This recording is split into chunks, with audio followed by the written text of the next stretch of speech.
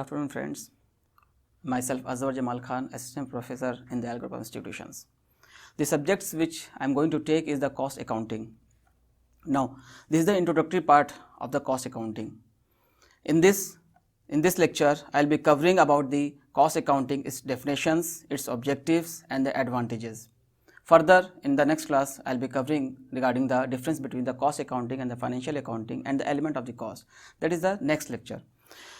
Friends, before starting about the cost accounting, we should be very clear about the cost because whole subjects depend on the cost accounting.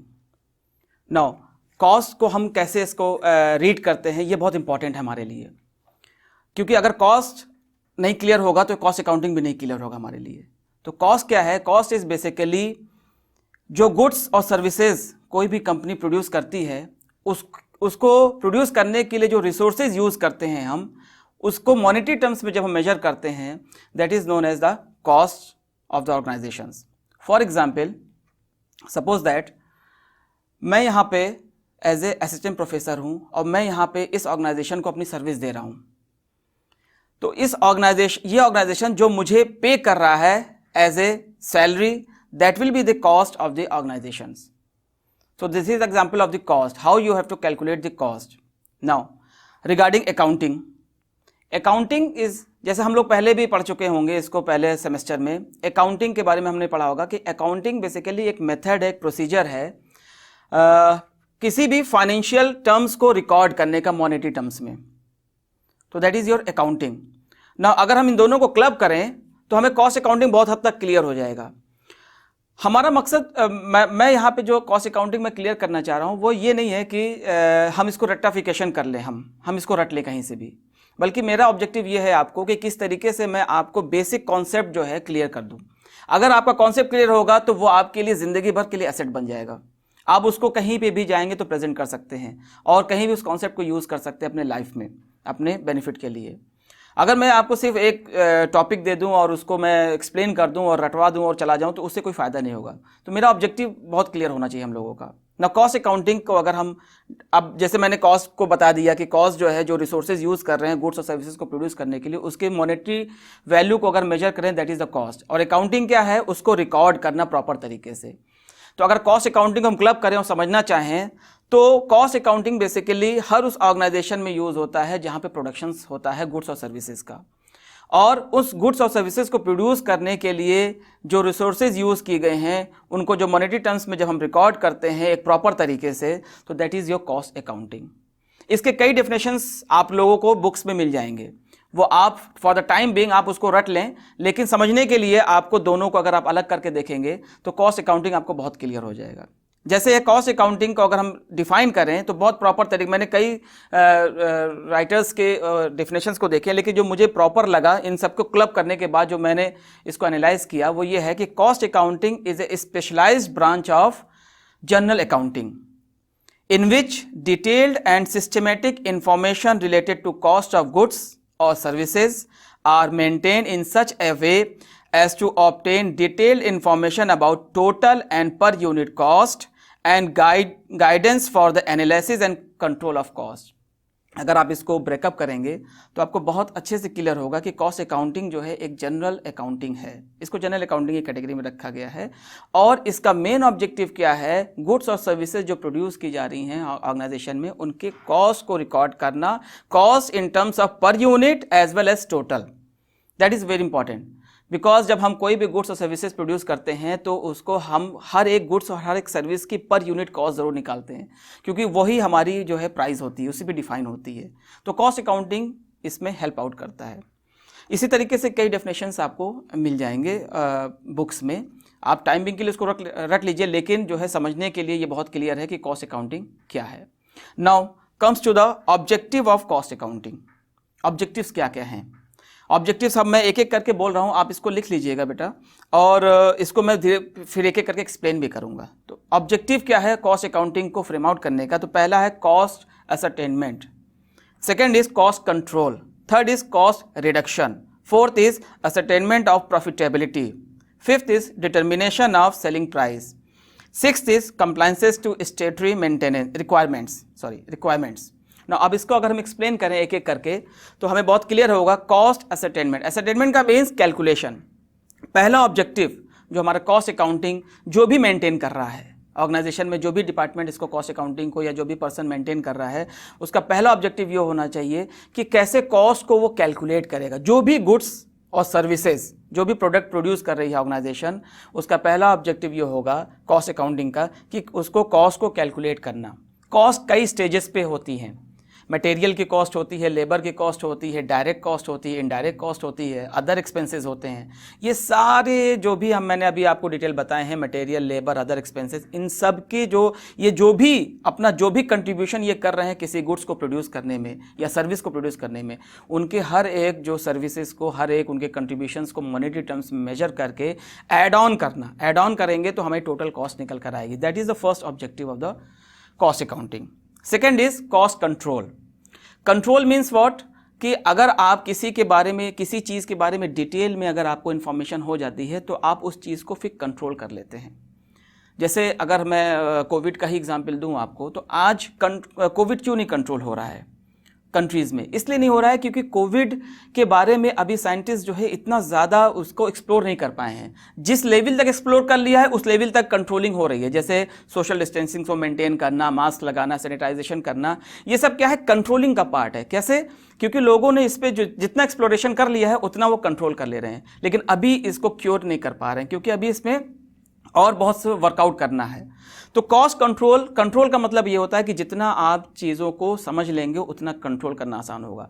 तो organisation में जो cost accounting department होता है उसका second objective ये होता है कि जो भी गुड्स बनाया जा रहा है, सर्विसेज हुआ या प्रोडक्शन हुआ, जो भी तैयार किया जा रहा है, किस किस लेवल पे कहाँ कहाँ कितनी कॉस्ट आ रही है, एग्जिस्ट कर रही है, उसकी पूरी डिटेल एक स्ट्रक्चर वाइज फ्रेम आउट करना और उसके बाद उसको एनालाइज करना कि कहाँ पे कॉस्ट ज़्यादा बढ़ रही है। अगर ज़्यादा बढ़ रही है तो फिर उसको जो है मिनिमाइज करना। मतलब मिनिमाइज करने का मतलब यह है कि क्वालिटी से कोई समझौता नहीं, क्वालिटी आपको हमेशा हाई रखनी है। तो ये कॉस्ट कंट्रोल हो जाएगा। कॉस्ट कंट्रोल तभी होगा जब आप कॉस्ट के हर एक स्ट्रक्चर्स को प्रॉपर तरीके से रिकॉर्ड करेंगे। That is the second objective. Third objective cost reduction. Cost reduction का मतलब क्या हुआ? तीसरा ऑब्जेक्टिव ये है कि किस तरीके से कॉस्ट को रिड्यूस करना। देखिए हम हर ऑर्गेनाइजेशन जो है एक कॉम्पिटिटिव स्टेज पे है, कंपटीशन फेस करता है हर ऑर्गेनाइजेशन। उसके मार्केट में कॉम्पिटिटर्स हैं जो उसको कंपटीशन देते हैं। तो कंपटीशन में एज ए कस्टमर अगर मैं किसी कंपनी का प्रोडक्ट अगर लेना चाहूँगा तो मैं ये देखूँगा कि उसकी क्वालिटी टॉप पे हो और प्राइस बहुत मिनिमम हो। उसका जो मैं पे कर रहा हूँ वो प्राइस थोड़ा सा कम हो, मिनिमम हो, तो मैं उसको एज ए कस्टमर प्रेफर करूँगा, हमेशा मेरे प्रेफरेंस में टॉप पे रहेगा। तो ऑर्गेनाइजेशन का ऑब्जेक्टिव ये होना चाहिए कि कॉस्ट अकाउंटिंग के ज़रिए जो है कॉस्ट को कम करना without compromising the quality maintain रखते हुए। तो थर्ड ऑब्जेक्टिव ये है कि कॉस्ट को रिड्यूस करना। फोर्थ ऑब्जेक्टिव है असरटेनमेंट ऑफ प्रॉफिटेबिलिटी।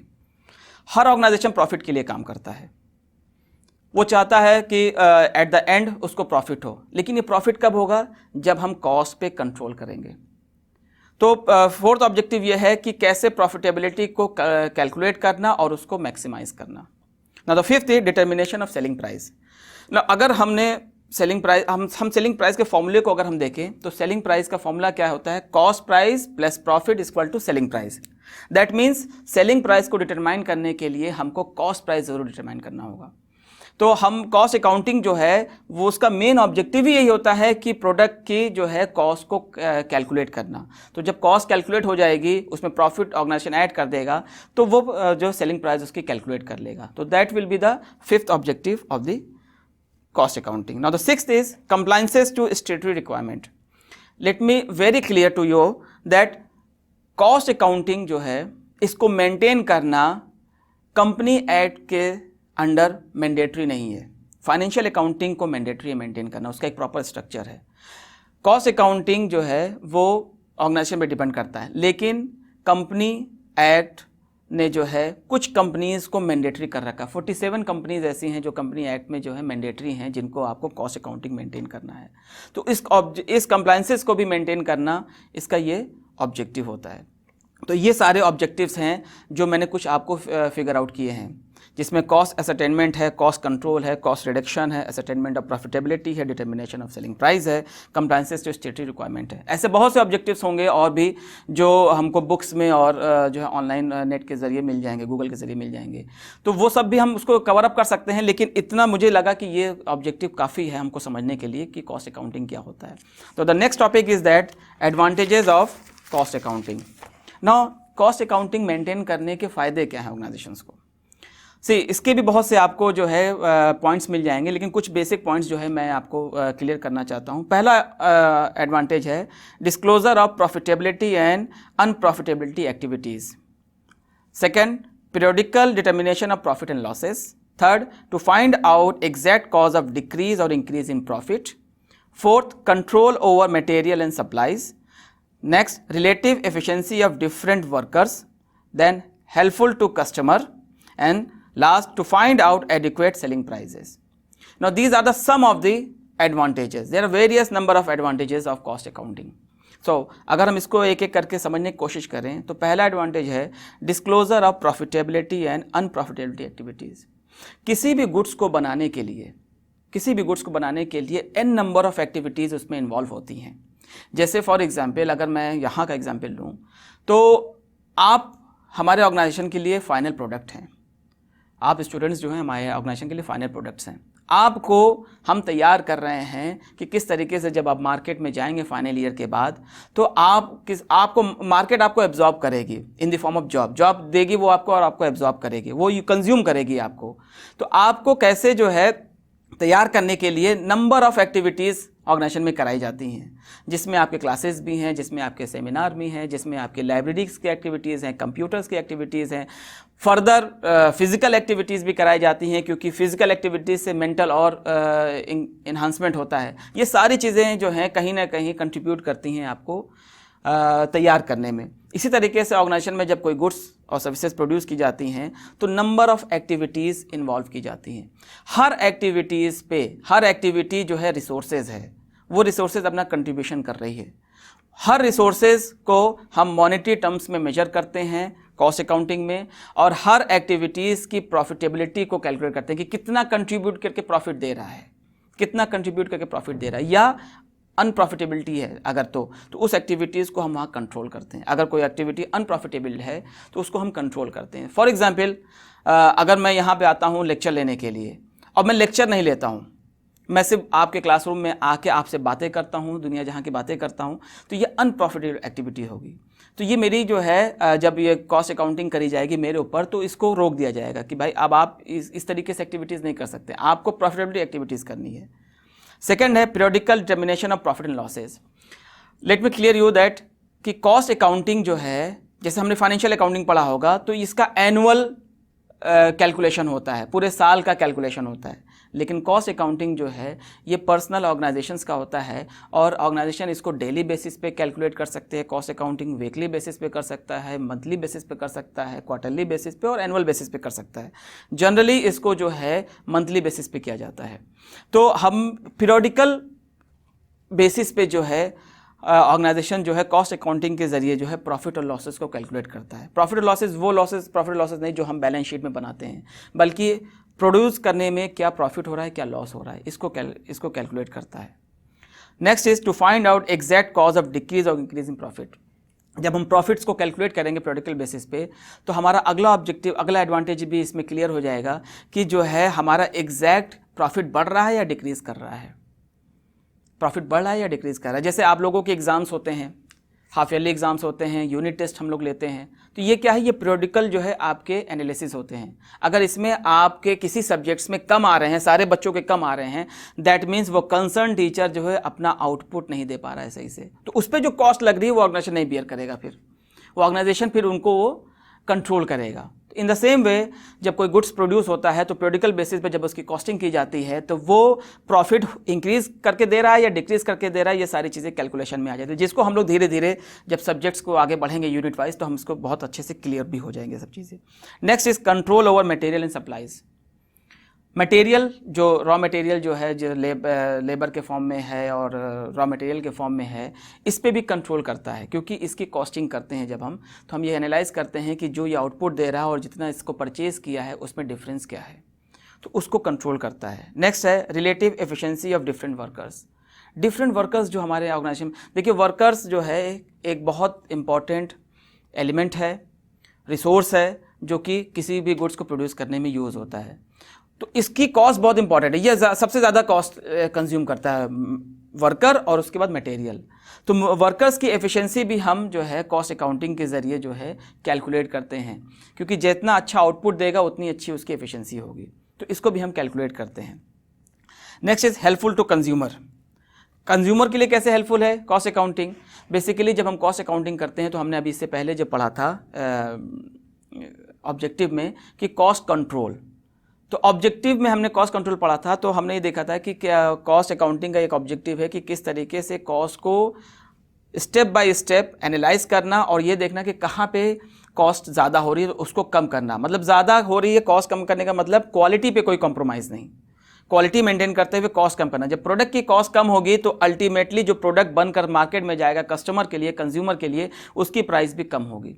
तो कॉस्ट अकाउंटिंग एडवांटेज ये भी है कि ये कंज्यूमर को हेल्पफुल करता है। कैसे हेल्पफुल करता है? कॉस्ट कंट्रोल करते हुए जो उनको लोएस्ट प्राइस पे अच्छी क्वालिटी का प्रोडक्ट देना, बेस्ट क्वालिटी का प्रोडक्ट देना। तो नेक्स्ट है to find out adequate selling price. Of course selling price, जैसे मैंने बताया था, सेलिंग प्राइस के फॉर्मूले को अगर हम देखेंगे तो फॉर्मूला है cost price plus profit equal to selling price. तो एडिक्वेट सेलिंग प्राइस को फाइंड आउट करना, ऑर्गेनाइजेशन जैसे मेरा ऑर्गेनाइजेशन अगर है तो मेरा जो प्रोडक्ट होगा वो फाइनली मार्केट में जाके लॉन्च होगा और मार्केट में कई तरह के कॉम्पिटिटर्स भी हैं। अगर मैं अपने प्रोडक्ट की कॉस्ट को नहीं कैलकुलेट करूंगा तो मैं कोई भी सेलिंग प्राइस फिगर आउट कर लूँगा, पता चला वो सेलिंग प्राइस जो है हमारे कॉम्पिटिटर से ज़्यादा है, तो वो नुकसान होगा। तो कॉस्ट अकाउंटिंग क्या एडवांटेज करता है, क्या हेल्प आउट करता है कि सबसे पहले वो आपके प्रोडक्ट की कॉस्ट को कैलकुलेट करवाता है, फिर उसको कंट्रोल करवाता है। आप उसमें अपना प्रॉफिट ऐड कर लेंगे तो फाइनल आपको सेलिंग प्राइस मिल जाएगी और वो सेलिंग प्राइस से आप कंपेयर कर सकते हैं कि आपके कॉम्पिटिटर से क्या सेलिंग प्राइस है, तो इसमें हेल्प आउट करता है। तो आज हमारा जो लेक्चर कंप्लीट हुआ है वो रिगार्डिंग इंट्रोडक्शंस था, कॉस्ट का, कॉस्ट अकाउंटिंग का एक ब्रीफ इंट्रोडक्शन था, प्लस कॉजेज़ क्या हैं कॉस्ट अकाउंटिंग के, and the last is the advantage of the cost accounting. अब नेक्स्ट क्लास में जो है हम इसको फिगर आउट करेंगे कि कॉस्ट एलिमेंट्स क्या क्या हैं और कॉस्ट के जो difference between the cost accounting and financial accounting, that is very important. Let me remind you that the difference between the cost accounting and financial accounting is very important, और ये exam में आ सकता है और अक्सर पूछा जाता है, क्योंकि हमने फाइनेंशियल अकाउंटिंग हम पढ़ चुके हैं पहले, अब कॉस्ट अकाउंटिंग हम पढ़ लें, तो दोनों को डिफरेंस को पता होना चाहिए। अक्सर होता है कि हम कंफ्यूज हो जाते हैं, माइंड नहीं क्लियर रहता कि ये फाइनेंशियल अकाउंटिंग और कॉस्ट अकाउंटिंग में डिफरेंस क्या है, तो ये डिफरेंस बहुत क्लियर होना चाहिए। तो नेक्स्ट क्लास में हम लोग जो है डिफरेंस पढ़ेंगे और एलिमेंट ऑफ कॉस्ट पढ़ेंगे, and that is very important, क्योंकि एलिमेंट ऑफ कॉस्ट भी अगर हमको क्लियर हो जाएगा उसका स्ट्रक्चर, तो हमारे लिए आगे के जितने भी यूनिट्स हैं, जितने भी टॉपिक्स हैं, सब A to Z क्लियर हो जाएंगे। Okay, thank you.